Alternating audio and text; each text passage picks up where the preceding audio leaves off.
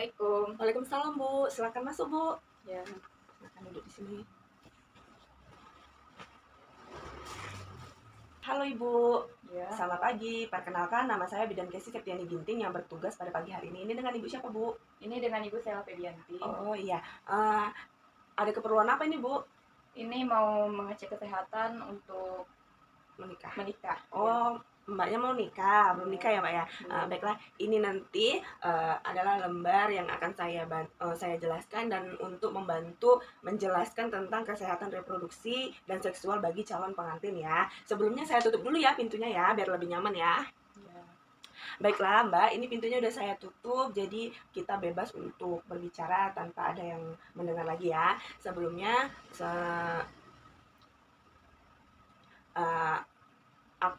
saya akan menjelaskan sedikit tentang pernikahan.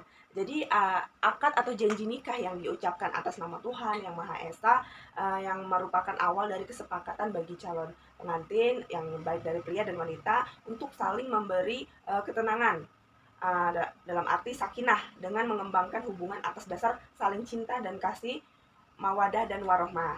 Nah, pernikahan adalah awal terbentuknya sebuah keluarga, ya. Nah, masing-masing pihak memiliki peran yang sama dalam memperoleh hak reproduksi dan seksual setelah menikah.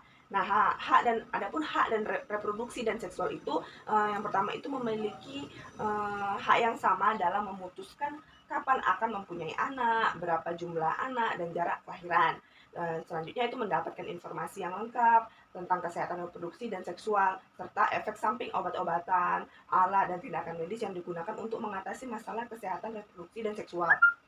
Selanjutnya itu mendapatkan informasi yang mudah, lengkap, dan akurat tentang penyakit menular seksual agar perempuan dan laki-laki terlindungi dari infeksi menular seksual atau singkatan dari IMS dan infeksi saluran reproduksi atau ISL, serta memahami upaya pencegahan dan penularan yang dapat berakibat buruk terhadap kesehatan reproduksi dan seksual bagi laki-laki dan perempuan dan keturunannya kelak. Nah, memperoleh informasi pelayanan KB yang aman, efektif, terjangkau, dapat diterima sesuai dengan pilihan tanpa paksaan. Selanjutnya itu, pihak dari perempuan berhak mendapatkan pelayanan kesehatan reproduksi yang dibutuhkan, yang memungkinkannya serta sehat dan selamat dalam menjalani kehamilan, persalinan dan nifas, serta memperoleh bayi yang sehat. Hubungan suami istri itu harus didasari dengan penghargaan terhadap pasangan masing-masing dan dilakukan dalam kondisi dan waktu yang diinginkan bersama tanpa unsur pemaksaan, ancaman, dan kekerasan, Ibu ya. Nah, adapun persiapan pranikah itu ada beberapa yang harus dipersiapkan. Yang pertama itu ada pemeriksaan fisik. Pemeriksaan fisik itu contohnya cek status kesehatan pasangan masing-masing. Jadi Mbak dan calon suaminya itu memeriksakan kesehatannya, apakah ini sehat, si pihak perempuan sehat, apakah pihak laki-lakinya sehat. Itu kedua itu persiapan gizi. Persiapan gizi itu harus dipersiapkan juga sebelum menjalankan pranikah, seperti tablet tambah darah dan asam folat. Ketiga itu suntikan, kita harus pemberian imunisasi TT pada calon pengantin, lalu menjaga kebersihan organ reproduksi maupun laki-laki dan perempuan ya. Nah, persiapan pranikah itu yang pertama persiapan fisik tadi itu kita pemeriksaan status kesehatan kayak tekanan darahnya, suhu, nadi, frekuensi napas, tekanan darah ya. Nah, kemudian pemeriksaan darah rutin HB, trombosit, leukosit. Nah, pemeriksaan darah yang dianjurkan itu golongan darah dan resus, gula darah, sewaktu talasemia, hepatitis B dan C, torch, atau pemeriksaan urin rutin. Nah, persiapan gizi itu kayak peningkatan status gizi calon pengantin, terutama perempuan, melalui penanggulangan KEK. KEK itu adalah kekurangan energi kronis dan anemia gizi besi serta defisiensi asam folat. Nah, selanjutnya itu status imunisasi TT. Pencegahan dan pelindungan diri yang aman terhadap penyakit tetanus itu dilakukan dengan pemberian 5 dosis imunisasi TT untuk mencapai kekebalan penuh. Yang pertama itu TT1, TT2, TT3, 4, dan 5. Nah, selanjutnya menjaga kebersihan organ reproduksi. Sebaiknya pakaian dalam diganti itu minimal 2 kali sehari. Tidak menggunakan pakaian dalam yang ketat dan berbahan non-sintetik. Membersihkan organ reproduksi luar dari depan ke belakang dengan menggunakan air bersih dan dikeringkan dengan menggunakan handuk atau tisu. Lalu pakailah handuk yang bersih, kering, dan tidak lembab atau bau. khusus untuk perempuan tidak boleh terlalu sering menggunakan cairan pembilas vagina. Jadi lebih baik cuma disiram air bersih saja. Jangan memakai pembalut tipis dalam waktu lama. Lalu pergunakan pembalut ketika menstruasi dan diganti paling lama setiap 4 jam sekali atau setelah buang air. Bagi perempuan yang sering keputihan atau berbau dan berwarna, harap memeriksakan diri ke petugas kesehatan. Dan bagi laki-laki dianjurkan disunat untuk kesehatannya. Nah, di dalam pernikahan tidak boleh ada kekerasan yang mengganggu pernikahan. Baik itu kekerasan fisik, kekerasan psikis, kekerasan seksual, penelantaran atau eksploitasi, itu tidak boleh. Nah, tindakan kekerasan yang mengganggu pernikahan itu ideal dapat terjadi ketika perempuan dan laki-laki saling menghormati dan menghargai satu sama lain. Akan tetapi apabila hal di atas tidak terjadi, maka hal-hal yang harus dihindari dalam pernikahan adalah melakukan yang satu itu kekerasan secara fisik, misalnya memukul, menendang, menampar, menjambak rambut, menyudutkan dengan rokok, atau melukai. Kedua itu kekerasan secara psikis, seperti menghina, mengeluarkan komentar-komentar yang merendahkan, melarang istri mengunjungi saudara atau teman-temannya, atau mengancam. Ketiga, kekerasan seksual, misalnya memaksa dan menuntut hubungan seksual terus. Keempat, penelantaran, misalnya tidak memberi nafkah istri, melarang istri bekerja. Lalu eksploitasi, misalnya memanfaatkan atau memperdagangkan atau memperbudakkan orang, istri, itu tidak boleh. Nah, ini saya tunjukkan, ini adalah solusi untuk mengatasi kekerasan. Bagi Mbak itu, yang pertama itu menceritakan dengan teman boleh, konsultasi psikologis atau hukum boleh, melaporkan ke polisi juga boleh, ke dokter untuk mendapatkan pengobatan dan dilakukan visum juga boleh ya Mbak ya. Nah, solusi mengatasi tindak kekerasan apabila hal tersebut terjadi, maka sebaiknya baik suami maupun istri berupaya mencari solusi dengan terlebih dahulu, dengan berdialog. Apabila hal ini terjadi, maka langkah-langkahnya yang dilakukan itu yang pertama mendatangi fasilitas kesehatan, bisa puskesmas, bisa rumah sakit, untuk mengobati luka-luka yang dialami dan mendapatkan visum dari dokter atas permintaan polisi penyidik. Yang kedua, menceritakan kejadian kepada keluarga, teman dekat, atau kerabat. Ketiga, melapor ke polisi, unit pelayanan perempuan dan anak atau UPA. Selanjutnya, mendapatkan pendampingan dari tokoh agama, lembaga swadaya masyarakat atau LSM, psikolog atau lembaga bantuan hukum LBH ya Mbak ya. Nah, ini adalah bentuk ketidaksetaraan gender dalam rumah tangga. Yang pertama itu laki-lakinya bekerja, memiliki peran penting, diutamakan pelabelan. Bagi perempuan bekerja dan mengurus rumah tangga tidak memiliki peran penting, tidak diutamakan pelabelan. Nah, untuk ketidaksetaraan gender dalam rumah tangga, yang pertama itu stereotipi, pelabelan kepada perempuan atau laki-laki, misalnya laki-laki kuat, perempuan lemah, perempuan emosional, laki-lakinya rasional. Lalu subordinasi, yang diutamakan adalah laki-laki terlebih dahulu baru perempuan. Yang keempat, marginalisasi, perempuan ditempatkan sebagai orang yang tidak memiliki peran penting. Beban ganda adalah beban kerja perempuan lebih lama dan lebih banyak. Perempuan dituntut menjadi ibu rumah tangga sekaligus mencari nafkah keluarga. Itu tidak setara. Nah, ini adalah lembar reproduksi perempuan. Nah, yang ini adalah saluran telur, ini indung telur, ini bibir besar, bibir kecil, ini rahim kita nih. Ini leher rahim, ini kelentit, ini di bagian vagina kita. Ini lubang kencing, ini lubang vagina, dan ini anus, ya. Nah, organ reproduksi perempuan atau varium indung telur, organ yang terletak di kiri dan kanan rahim di ujung saluran telur dan terletak di rongga pinggul indung telur, berfungsi mengeluarkan sel telur. Ovum indung telur berfungsi mengeluarkan sel telur atau ovum. Sebulan sekali indung telur kiri dan kanan secara bergiliran mengeluarkan sel telur. Sel telur adalah sel yang dihasilkan oleh indung telur yang dapat dibuahi oleh sperma sehingga terjadi konsepsi pembuahan. Bila tidak dibuahi, sel telur akan ikut keluar bersama darah saat menstruasi. Kemudian itu ada tuba fallopi atau saluran telur, saluran kiri dan kanan rahim yang berfungsi untuk dilalui oleh sel telur dari indung telur menuju rahim. Yang ketiga itu fimbre atau umbai-umbai, dapat dianalogikan dengan jari-jari tangan. Umbai-umbai ini berfungsi untuk menangkap sel telur yang dikeluarkan indung telur. Keempat itu ada uterus atau rahim, merupakan tempat janin berkembang, bentuknya itu seperti buah pir dan berat normalnya itu sekitar antara 30 sampai 50 pada saat tidak hamil. Nah, besar rahim itu kurang lebih sebesar telur ayam kampung. Dindingnya terdiri dari lapisan parametrium, merupakan lapisan paling luar dan yang berhubungan dengan rongga perut. Kedua itu lapisan myometrium, merupakan lapisan yang berfungsi mendorong bayi keluar pada proses persalinan atau kontraksi. Lalu itu ada lapisan endometrium, merupakan lapisan dalam rahim tempat menempelnya sel telur yang sudah dibuahi lapisan. Dan lapisan ini terdiri dari lapisan kelenjar yang berisi pembuluh darah. Kelima itu ada serviks leher rahim, bagian uterus yang berbatasan dengan vagina. Pada saat persalinan tiba, leher rahim membuka sehingga bayi dapat keluar. Lalu vagina atau liang kemaluan merupakan sebuah saluran berbentuk silinder yang dengan diameter depan itu kurang lebih 6,5 cm dan dindingnya belakang itu kurang lebih 9 cm yang bersifat elastis dengan berlipat-lipat dan fungsinya sebagai tempat penis berada saat pasangan senggama, tempat keluarnya menstruasi dan bayi. 7 itu ada klitoris atau klentit, merupakan organ kecil yang paling peka rangsangannya dibanding dengan bagian-bagian alat kelamin. Perempuan yang lain, klitoris banyak mengandung pembuluh darah dan saraf. Kedelapan itu ada labia atau bibir kemaluan, terdiri dari 2 bibir, yaitu labia bibir besar yang disebut labia mayora dan bibir kecil itu labia minora.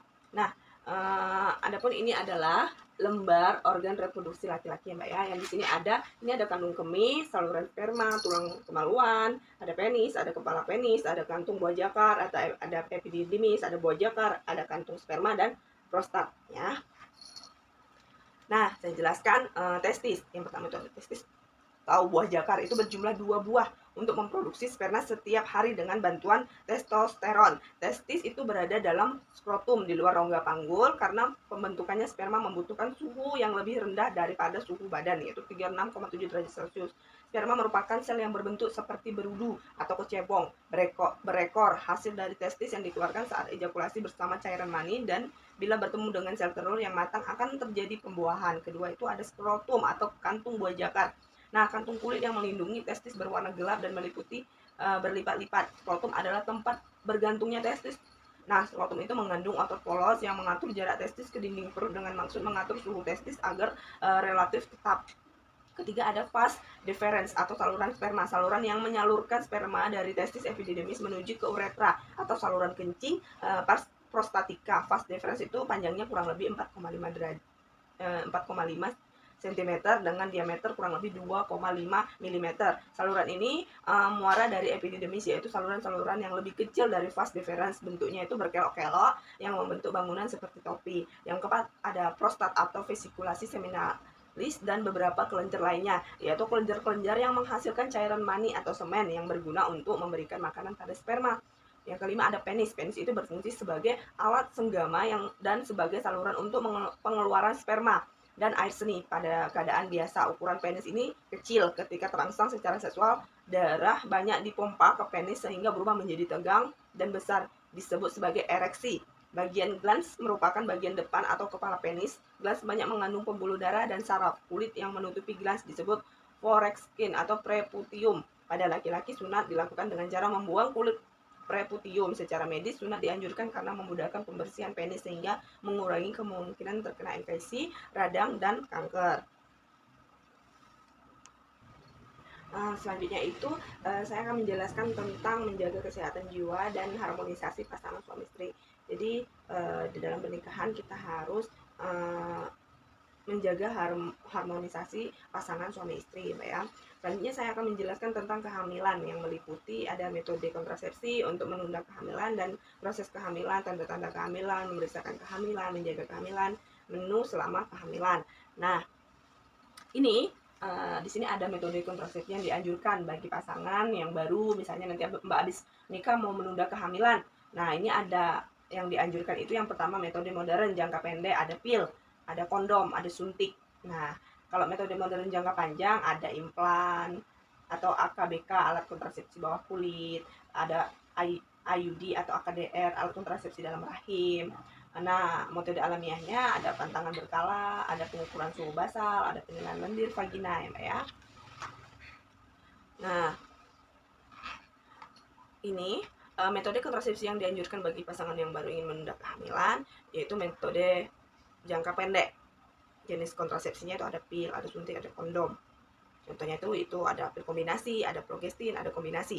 Kalau metode modern jangka panjang itu alat kontrasepsi dalam rahim atau IUD. Itu bisa contohnya CUT380A atau alat kontrasepsi dalam kulit atau implan, ada progestin kombinasi. Nah, metode alamiahnya tadi ada metode alamiah relaksasi atau MALM, pantangan berkala atau sistem kalender, coitus intraputus atau senggama terputus, pengukuran suhu basah, penilaian lendir vagina, begitu Bu ya. Selanjutnya itu saya akan menjelaskan tentang proses kehamilan. Jadi ini proses kehamilan. Ini ada saluran telur, tuba falopi, sel telur. Di sini tempat embrio menempel di dinding rahim. Ini sperma nih yang masuk ke dalam tubuh kita, ya. Akan disambut oleh embrio.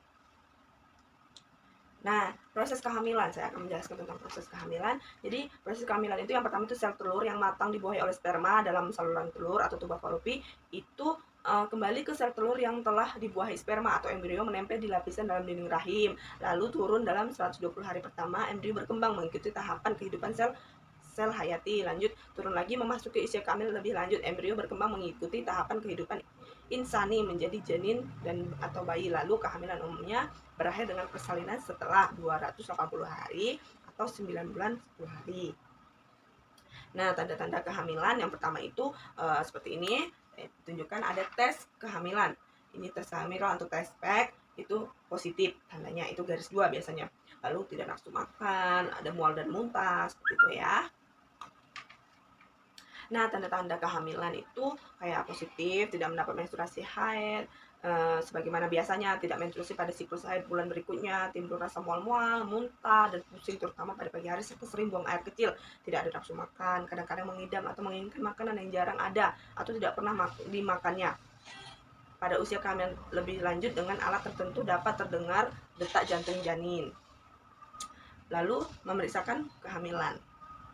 Nah, memeriksakan kehamilan itu ya, ini ada timbang berat badan, ada pengukuran tekanan darah, pengukuran janin, status imunisasi TT, minum tablet tambah darah dan asam folat, dan konseling kehamilan kepada tenaga kesehatan ya.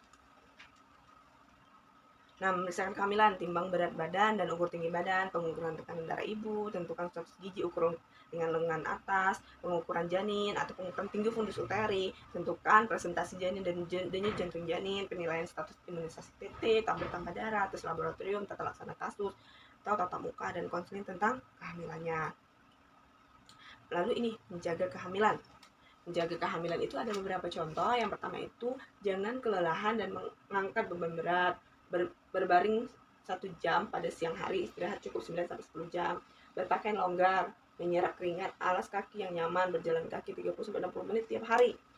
Senam hamil, tidak merokok dan hindari asap rokok. Makanan yang bergizi dan seimbang ya. Menjaga kehamilan, jangan kelelahan dan mengangkat beban berat. Berbaring itu selama kurang lebih 1 jam pada siang hari, usahakan dengan kaki lebih tinggi dari perut. Tidur itu cukup 9-10 jam. Tidur terlentang pada saat hamil muda, tidur miring pada kehamilan lanjut atau sudah kehamilan tua.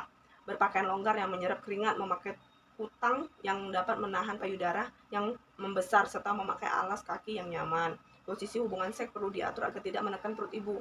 Beraktivitas fisik dengan berjalan kaki selama 30-60 menit tiap hari atau berolahraga hingga ringan seperti senam hamil, melakukan dengan hati-hati dan seksama.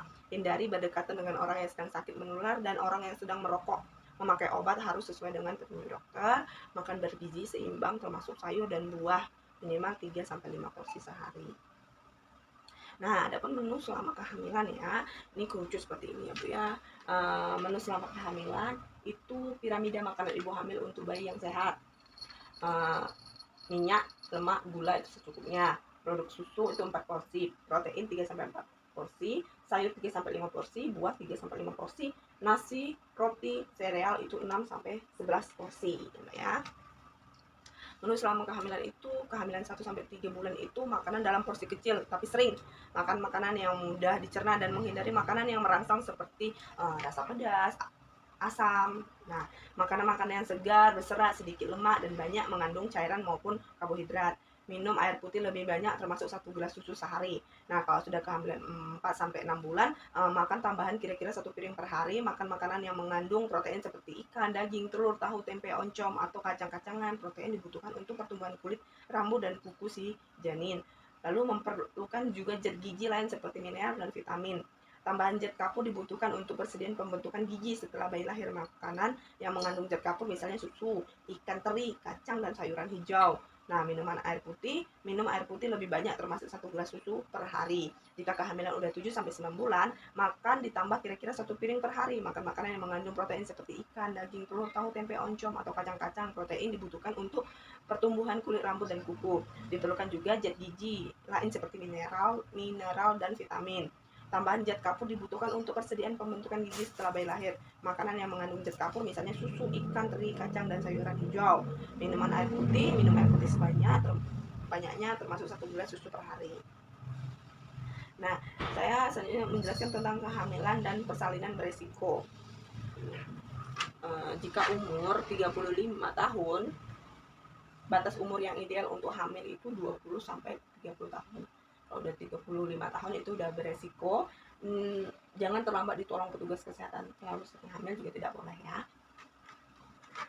Nah, di sini saya akan jelaskan kehamilan dan proses beresiko. Kehamilan beresiko tinggi biasanya terjadi karena 4 faktor yang terlalu atau 3 terlambat.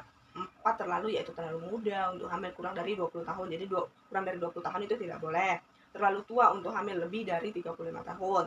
Terlalu sering hamil, anak lebih dari 3 itu tidak boleh. Terlalu dekat atau rapat jarak kehamilan yang kurang lebih dari 2 tahun. Nah, 3 terlambat yaitu terlambat mengambil keputusan untuk mencari upaya medis kegawat daruratan, terlambat tiba di fasilitas kesehatan, terlambat mendapat pertolongan medis yang adekuat. Nah, selanjutnya saya menjelaskan tentang tanda bahaya kehamilan. Tanda bahaya kehamilan itu ada pendarahan pada waktu hamil, bengkak di kaki, tangan atau wajah disertai sakit kepala dan atau kejang, demam atau panas tinggi lebih dari 2 hari, keluar cairan ketuban sebelum tiba saat melahirkan, muntah terus dan tidak mau makan, berat badan yang tidak naik pada trimester 2 dan 3 ya Mbak ya. Nah, tanda bahaya kehamilan itu pendarahan waktu hamil walaupun hanya sedikit, bengkak di kaki, tangan atau wajah disertai sakit kepala dan atau kejang, demam atau panas tinggi lebih dari 2 hari, keluar cairan ketuban sebelum tiba saat melahirkan, muntah terus dan tidak mau makan, berat badan yang tidak naik pada trimester kedua dan 3, bayi di kandungan geraknya berkurang atau tidak bergerak sama sekali. Apabila terdapat salah satu dari beberapa tanda tersebut, segera mintalah pertolongan tenaga kesehatan atau datang ke tenaga kesehatan ya. Selanjutnya itu menjelaskan tentang tanda bahaya kehamilan.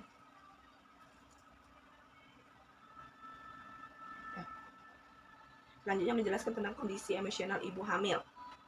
Nah, ini seperti ini contohnya ya Bu ya, lembar kondisi emosional ibu hamil. Jadi kondisi emosional itu ibu hamil itu mudah tersinggung, sensitif dan uring-uringan, manja, mudah marah dan tidak semangat, terus perasaan mudah lelah, tidak mau makan, tidak bisa tidur nyenyak, tidak nyaman, merasa sesak. Hal-hal tersebut disebabkan oleh adanya perubahan kondisi fisik. Lanjut itu mencemaskan perubahan fisiknya, sering khawatir terhadap perkembangan bayinya dalam rahim, khawatir bilanya bayinya meninggal atau cacat. Nah, merasa belum siap menjadi orang tua dan belum siap secara ekonomi, ingin diperhatikan pada waktu mengidam, menginginkan makan makanan yang mungkin tidak pada musimnya sehingga sulit didapat. Hal tersebut semata-mata karena ingin diperhatikan keluarga dan suaminya. Itu biasanya kondisi kehamilan ibu hamil. Nah, selanjutnya itu saya akan menjelaskan tentang menjelaskan P4K. Nah, program perencanaan persalinan komplikasi atau P4K dan buku kesehatan ibu dan anak.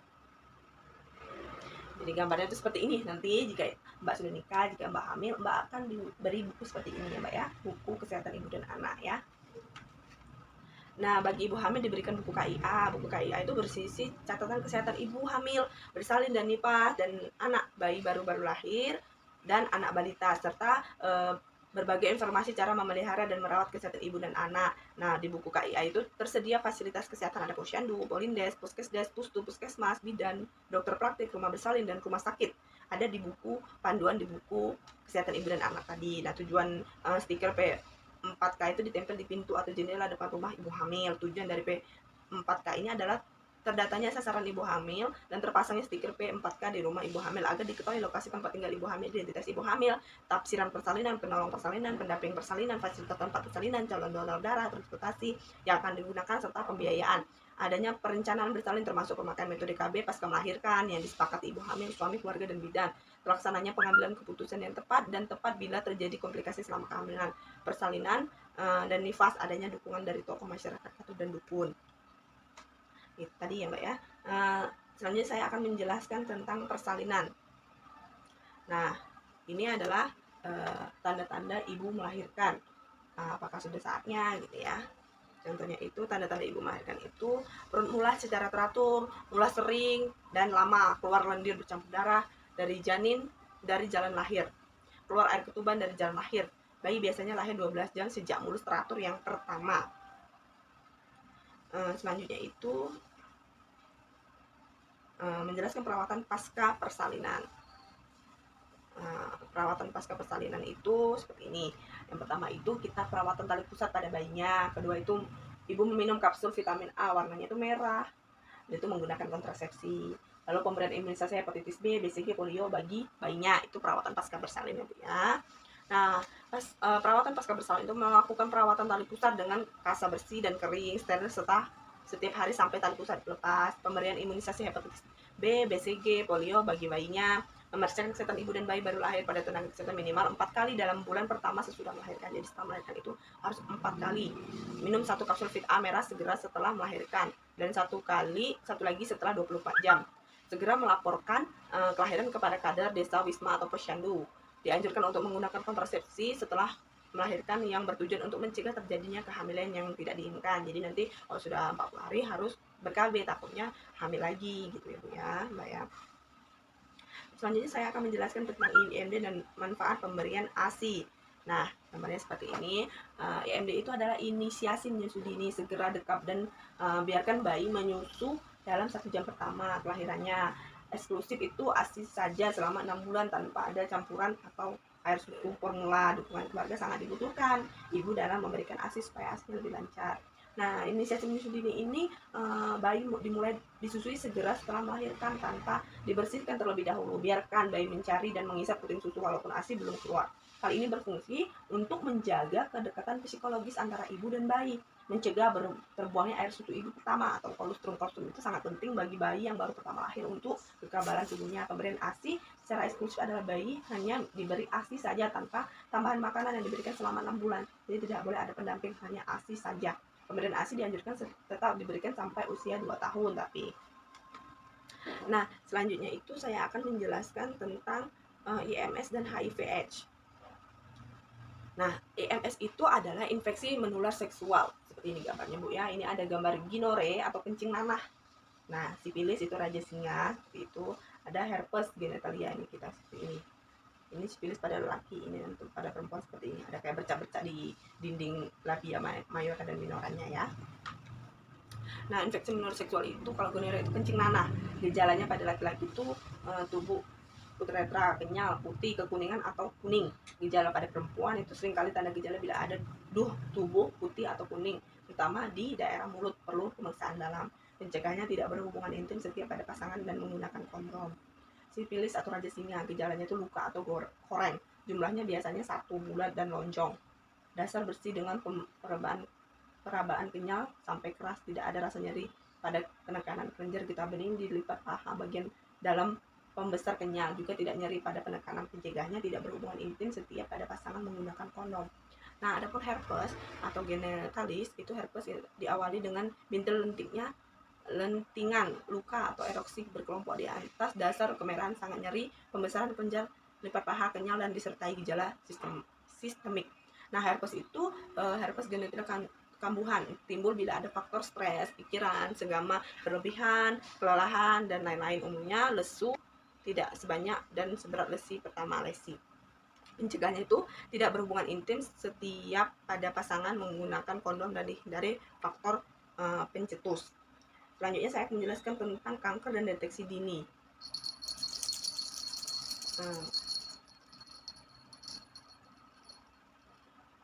Nah, ini gambarnya peduli HIV dan AIDS ya.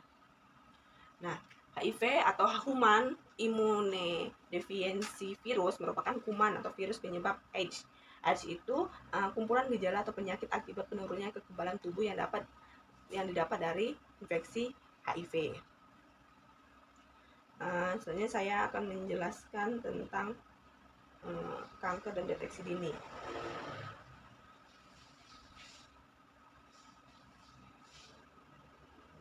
Nah, kanker pada perempuan seperti ini.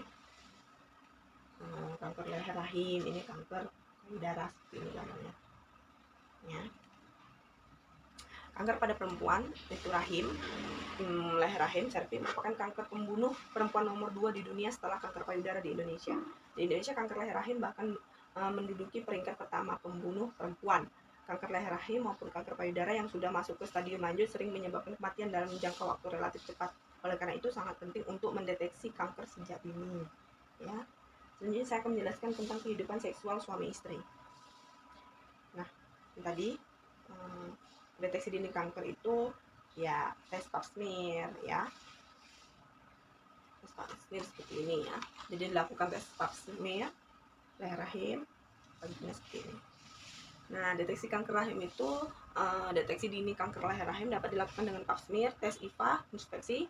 Deteksi dini kanker leher rahim dianjurkan untuk perempuan usia 30-50 tahun yang sudah berhubungan seksual dan dapat dilakukan 5 tahun sekali. Deteksi dini kanker leher rahim dapat dilakukan di dokter, bidan, puskesmas, dan rumah sakit. Pada stadium awal umumnya kanker leher rahim tidak memiliki gejala. Nah, pada stadium lanjut gejalanya antara lain pendarahan pasca senggama, pendarahan tidak normal dari vagina, mulai bercak-bercak hingga menggumpal disertai bau busuk, keputihan, berbau busuk, nyeri pinggang saat buang air kecil dan buang air besar. Nah, kalau untuk payudara seperti ini kita lakukan bercermin. Nah, kita bercermin dengan kedua tangan di pinggang. Lalu angkat kedua tangan, cermati setiap perubahan pada payudara. Pencet puting, perhatikan cairan yang keluar. Pijat payudara sambil berbaring. Pijatlah payudara saat mandi. Pijat ya. Nah, deteksi dini kanker payudara itu adalah sadari saat dilakukan pada saat setelah masa haid selesai. Jadi setelah haid selesai kita sadari dulu. Mulai dengan melihat payudara Anda di cermin dengan posisi pundak tegap dan kedua tangan di pinggang. Anda harus melihat payudara dari ukuran bentuk warna yang biasa Anda ketahui payudara dengan bentuk sempurna tanpa perubahan bentuk dan bengkakan. Jika Anda melihat perubahan berikut ini, segera Anda ke dokter untuk berkonsultasi. Kulit mengkerut, terjadi lipatan atau ada tonjolan, puting berubah posisi biasanya seperti terletak di dalam, kemerahan, nyeri ruam-ruam atau bengkak. Langkah 2 itu sekarang angkat tangan Anda dan amati jika ada perubahan yang telah disebut pada langkah pertama. Ketiga itu saat Anda bercermin, Anda cermati apakah ada cairan yang keluar dari kedua puting, baik itu cairan kering seperti susu berwarna kuning atau bercampur darah. Keempat, berikutnya rasakan payudara Anda dengan cara berbaring. Gunakan tangan kanan untuk merasakan payudara kiri, begitu sebaliknya. Gunakan pijatan pelan namun mantap tapi bukan keras dengan 3 ujung Anda, 3 ujung Anda, jari telunjuk, tengah, dan manis. Jaga posisi ujung jari datar terhadap permukaan payudara. Gunakan gerakan memutar sekali putaran mencakup seperempat bagian payudara. Nah, pijat seluruh payudara dari atas sampai ke bawah, kiri kanan, dan tulang pundak sampai bagian atas perut dan dari ketiak sampai belahan payudara.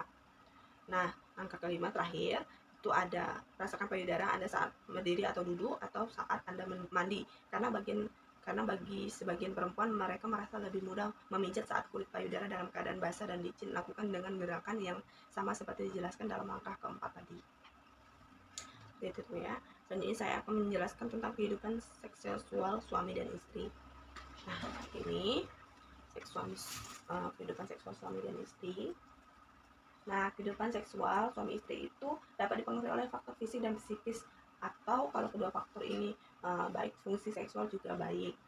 Faktor fisik antara lain ada tindakan penyakit pola hidup atau sedang dalam pengobatan tertentu.